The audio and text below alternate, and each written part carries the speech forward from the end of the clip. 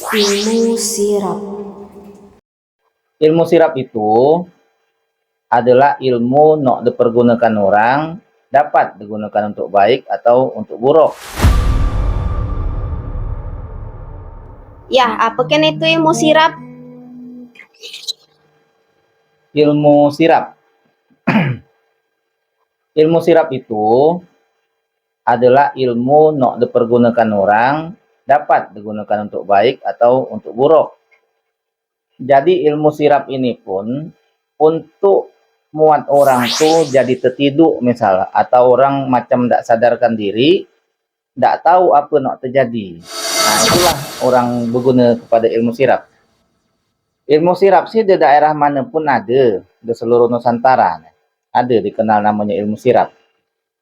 Jadi ilmu sirap ini biasanya kalau untuk orang berbuat nak berbuat jahat, itu biasa galak ke untuk orang maling misalnya. Nah, jadi berkisah untuk orang maling kalau dia nyirapek rumah orang, ada nok caranya tuh pakai petabor. Nah, jadi kita nok tidur di rumah tuh misalnya segaris lurus gitulah tidur. Nah, itu kan kena sirap semua. Jadi orang tidur tuh sikok ngabak ke sana, sikok ngabak ke sini, sikok ngabak ke sana, sikok ngabak ke sini. Ah, itu susah tidak nyirap ya. Jadi orang tuh tertidur, dia masuk bang rumah kita gimaling tuh kita tidak tahu. Nah, dia pakai petaboran biasa. Ada juga ilmu sirap itu nok menggunakan selindang. Nah, ini nok pakai selindang untuk urusan nok baik. Jadi menggunakan namanya selindang pelangi.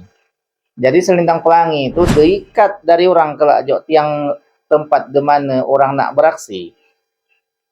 Jadi dibuat untuk hal baik itu salah satu contohnya misalnya untuk membebaskan nok apa nok disebutkan itu tuh misalnya orang nok ditahan dari orang atau misalnya disandra lah dari orang. Nah, gitu. Jadi menggunakan selindang pelangi diikat jok anak tuh jok tiang rumah tuh misalnya di mana orang ditahan itu betiduan kini semua orang tuh.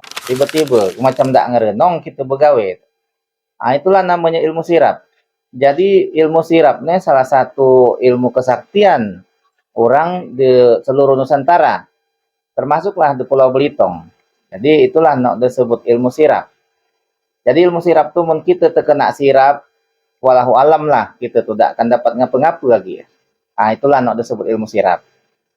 Jadi kalau ilmu sirap tuh misalnya dipelajari dari orang, dalam pembelajarannya itu ada namanya nak disebut betarak. Jadi orang betarak dulu untuk mendapatkan ilmu sirap. Salah satu syarat. Ada juga orang tuh nok melakukan tapa namanya. Nah, betapa pun betarak pun berbeda. Nah, itulah. Jadi akhirnya orang pelajari, nah jadi ilmu sirap itu dapat digunakan baik ataupun buruk. Nah, itulah maksudnya.